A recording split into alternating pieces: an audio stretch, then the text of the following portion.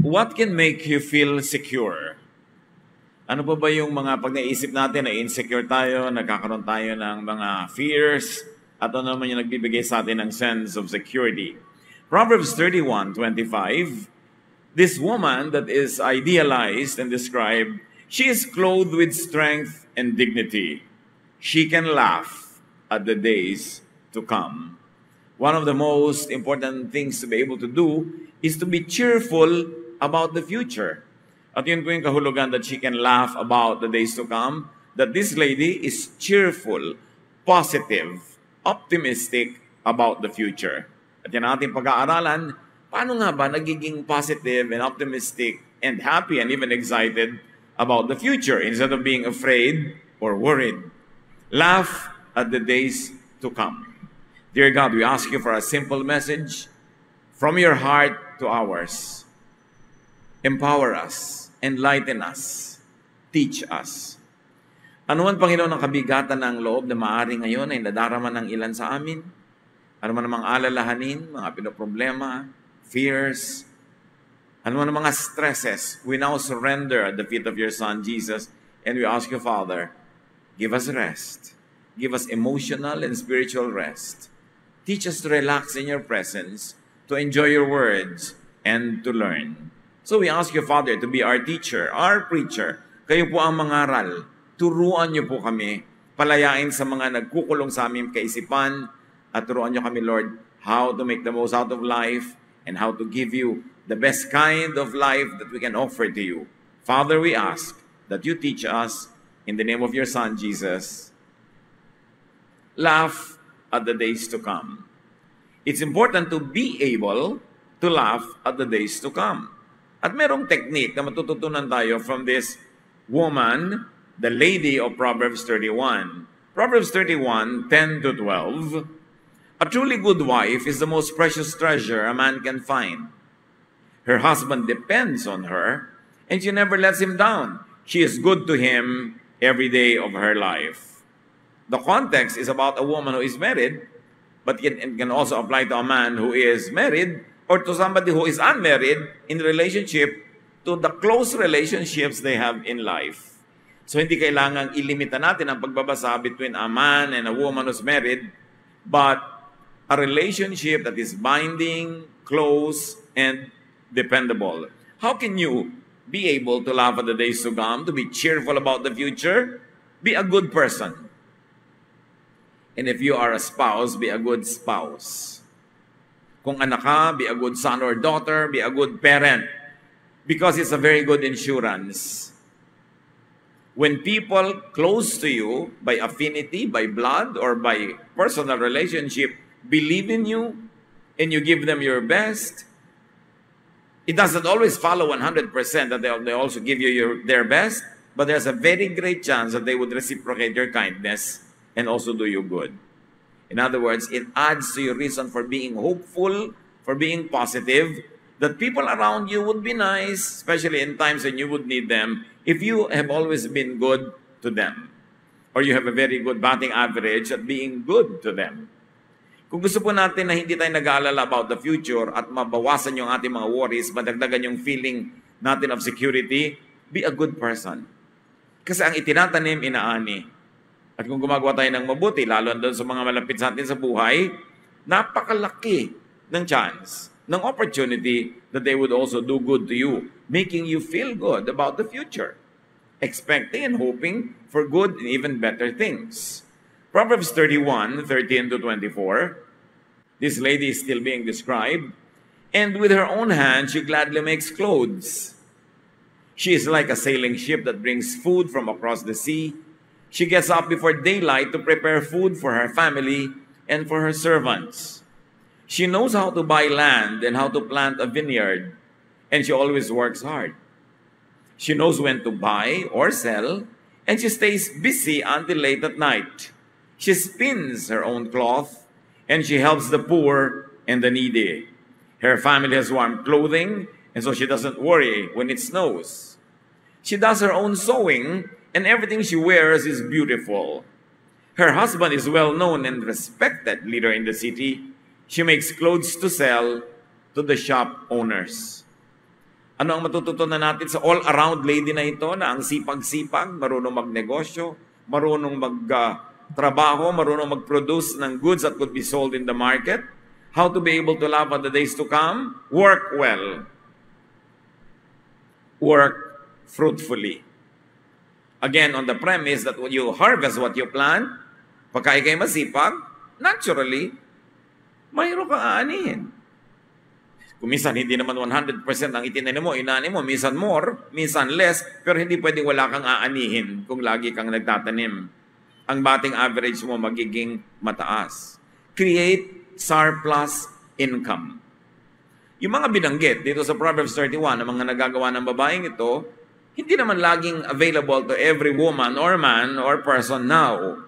But we should get the general idea that she always makes good of every opportunity that comes her way. Lahat na magkakaperahan, pinagkaperahan niya. Lahat ng pwede niyang pagkakitaan, pinagkakitaan niya, pero hindi naman siya matipid sa sarili. Magaganda ang damit nila, masasarap ang kanilang kinakain, maayos ang kanyang bahay. In other words, how can you be cheerful about the future when you know that you are always making income, that you're always planting, that you're always doing your best, may babalik at babalik sa'yo. The same idea. Earn, invest, and save money. Kahit ka napaka-spiritual, kailangan mo naman ng minimum amount of money to feel good about the future. Para mas secure ka. It doesn't make you pray less, but it makes you be more thankful in your praying more than always requesting. Kung gusto natin na maganda yung ating nararamdaman tungkol sa future, parang positive, kailangan marami tayong ginagawang mabuti at hanap buhay. Earn more than you spend.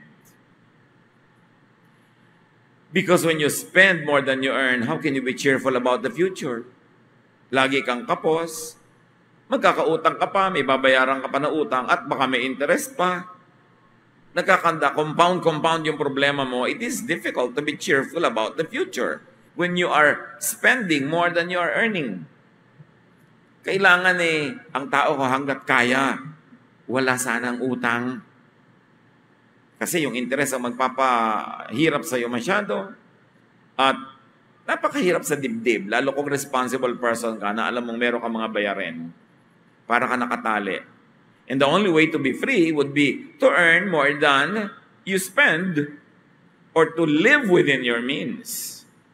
At yon, kailangan ng disiplina. Mahirap magtiis, mahirap magdisiplina, pero mas mahirap naman yung nagsisikip ang loob mo dahil sa takot mong baka masingil ka na bukas o dahil alam mo na maraming maniningil na darating in the future. So invest money, and more than that, invest goodwill. You can invest in commodities, but you can also invest in people. At nakita natin yan lahat sa ginagawa ng babae ngayon. Maganda ang pakisama niya, maging sa mga tauhan niya sa bahay. Pinapakain niya ng maaga pa, binibigyan ng mga assignment. Maganda ang pakitungo niya sa kanyang asawa. So minsan magkamali man siya, hindi siya agad sisisihin ito kasi marami naman siyang ginagawang tama. Yung kanyang batting average. Maraki ang kanyang pakikisama, pakikitungo, because you cannot go on doing business if you are not good in dealing with people. Pwede mo silang madaya minsan, 2 beses, pero makakahalata sila at lalayuan ka na nila. So for you to continue with your profession, for you to continue with your business, dapat maganda ang pakisama mo. Kasi ang tao, maisahan mo man, mag-iisip-isip din yun Kung nalibang lang at naisahan mo, malalaman din niya later na naisahan mo siya, iiwasan ka na. Wala ka ng return business. Wala ka ng bumabalik na customer sa iyong negosyo, hindi ka magiging secure about the future. Another quality of this great lady, Proverbs 31, 25 to 26, she is strong and graceful, as well as cheerful about the future. Yun nga, she can laugh at the days to come. Her words are sensible, and her advice is thoughtful. You want to be able to laugh at the days to come, to feel positive about the future? Be sensible. Kailangan may saysay, may katuturan ang ating mga sinasabi, may laman ang ating mga words, may napapalang maganda ang ating mga kausap. So get and stay respected. When you are respected, business comes your way, favors come to you, kindnesses get to you because you are respected.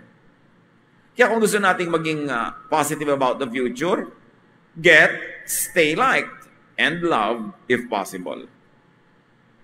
Which means, maximize making friends. Tuwing may pagkakataon, maging friendly ka. Tuwing pwede ka magbigay, magparaya, magpasensya, gawin mo. Para pag dumarating yung mangilan-ilang pagkakataon na hindi mo ka makapagpasensya, hindi ka makapagparaya, o ikaw yung medyo stressed at mainit ang ulo mo, mapagpasensyahan ka ng kapwa mo dahil madalas naman ikaw yung nagpapasensya. Maganda yung maraming magandang tanim. Maximize making friends. Kahit pasabihin mo na wala ka namang vested interest na pakinabangan yung nagiging friend mo, masarap pa rin na may friend. May mga surprises sa buhay mo na hindi mo inaasahang mga kabaitan, kagandahang loob na biglang dumarating dahil may friends ka. Which also means minimize making enemies. Pag may galit sa'yo, pag may ginawa ka ng masama, pag may nilamangan ka, meron dyan at gaganti. Naghihintay lang kuminsan ng pagkakataon. Paano ka magiging secure about the future? Paano ka magiging cheerful about the future kung alam mong merong mga naghihintay doon sa dilim na gumanti sa'yo? Nag-aantay lang ng pagkakataon para makabawi. So kung gusto mong matahimik na matulog, payapa mag-isip, ganahang kumain, tumawa ng malakas at malutong, minimize making enemies. And when you can help it, don't even make one. Ang isang enemy, kahit na walang kakwenta-kwentang tao, kahit hindi mo kailangan, pwede ka pa rin niyang masaktan sa maraming paraan. Kaya dapat hindi tayo gumagawa ng enemies. Which means, be sensible. Kaya nga that woman is sensible. Keep your mouth shut when what you will say will only create enemies. Choose your advocacies. You don't kill or die for every idea on earth and every ism and every philosophy. Matuto kang manahimik. Hindi ka kailangan lagi maka-offend, makagalit. Liban na lang, meron kang calling to be a hero. And most heroes die early. So dapat isipin mo, gusto ko ba maging hero? Gusto ko magkaroon ng mahabang buhay? Be sensible. Proverbs 31:27-29. She takes good care of her family and is never lazy. Her children praise her, and with great pride, her husband says, "There are many good women, but you are the best." Masarap naman kung ganon, kaya ikaw ang anak o asawa o magulang na tuwang-tuwa sa iyo ang pamilya mo, pinagmamalaki ka ng mga anak mo o ng magulang mo o ng asawa mo, at ang mga anak mo, lagi ka na lamang na pinupuri. Napakasarap yun na feeling kasi alam mo na ang nakatanim sa puso nila tungkol sa iyo ay maganda, mabuti, at naghihintay lang sila ng pagkakataon, ng kakayahan na gawan ka rin ng mabuti. Kuminsan naman yung mga ginagawa natin ng mabuti, hindi pa lang nakakagawa ng mabuti sa atin in return kasi hindi pa nila kaya. Pero nasa puso nila, pag kinaya nila, gagawin nila yon. So you feel good about that because you know that people around you have a very high opinion of you and they care for you. So how to be able to laugh at the days to come? Love and be loved by your family. Or whatever family means to you. Sometimes it is not blood relations. Sometimes they are close friends. Sometimes they are associates, but they are like family. Ano bang ibig sabihin ng family? You care for one another. Dapat minamahal mo kung sino man yung nasa paligid mo at namamahal ka rin nila. At pag may gano'n na pagmamahalan, you will feel good about the future. Ang isa sa mga pinakamalaking stress, isa sa mga pinakamatalamak na insecurity ng tao ay yung tumanda, magkasakit, maghirap na mag-isa. Paano mo yun babawasan yung gano'ng insecurity kung ang sungit-sungit mo, nakikipag-away ka, negative ang tanim mo sa mga tao, nilalamangan mo sila, kinakawawa mo, hinihiya mo, sa palagay mo, makakasama mo sila sa panahon ng iyong pangangailangan at kagipitan? Of course not. That's why magdadagdag sa iyong insecurity yon. Pero kung alam mo na mahal ka ng mga tao, mahal mo sila, hindi naman lahat ng minamahal natin will love us back the same way, but somehow, somebody else loves you for those others that never loved you. Merong mga ganong principle kasi the universe runs in perfect balance. So kung ano man yung pamilya nyo, biological family, professional family, or personal, family, in terms that you have very good working relations, you care for one another, be loving. At pagka sila'y natutuwa sa iyo, na pinupuri ka nila, whether verbally or non-verbally, you can feel good about the future. Proverbs 31, 30 to 31, charm can be deceiving, and beauty fades away. But a woman who honors the Lord deserves to be praised. Show her respect. Praise her in public for what she has done. You really want to laugh at the days to come, to feel secure? Honor God. Honor God. Be godly in your thought, in speech, in conduct. It is the best insurance. When God wants to bless you, who can stop God? But if God doesn't want to bless you, who can force God? So napakahalaga, you want to be secure about the future, be godly. Honor God. It doesn't mean be ultra-religious in your methods and lifestyle, but be spiritual, be godly, be good, be kind. Think well of people, do good to people, because that is the ministry of the Lord Jesus Christ, to take care of the needy, the sick, to love the unloved, and you can be sure that such planting will yield very good fruits. Yung taong maka-Diyos, hindi natin alam kung ano mangyayari sa future, pero alam natin na dahil mahal natin ang Diyos at mahal tayo ng Diyos, siya ang bahala sa atin. Siya ang nakakaalam ng detalye. Kaya alam mo, generally speaking, though the details may be beyond you at the moment, you know that you are in good hands. Because you're in God's hands. And why do you know that you're in God's hands? Because you are godly. Because God will take care of His children. Lalo na ang Diyos, ang kabutihan natin ay lalo niya sinusuklayan ng kabutihan. Kasi kuminsan nga, kahit di kabutihan natin, mabuti pa rin ang binibigay niya sa atin. Lalo na kung mabuti ang ginagawa mo sa Diyos o sa ngalan ng Diyos. Maraming insecurities ang tao. Mga insecurities na hinahanap nila sa kuminsan ay sobrang kaartehan, akala nila magiging sikat sila at mapupuno yung kulang sa kanilang puso. Akala nila sila'y makakangaan, yung pala nalalait-lait lang at lalong naaayawan. Maraming ginagawa ang mga tao to feel secure, nagiging selfish, walang ginawa kundi mag-ipon lang para sa sarili, tapos ang lahat ng tao nilamangan, ang lahat ng tao hindi ginawa ng mabuti. Walang security na naghihintay sa ganong klaseng tao. Dumarating nga ang panahon na kahit may pera ka, sobrang may sakit ka, hindi mo kayang pumirma ng withdrawal slip eh. O hindi mo kaya mag-withdraw. Kailangan mo pa rin ng tulong ng iba.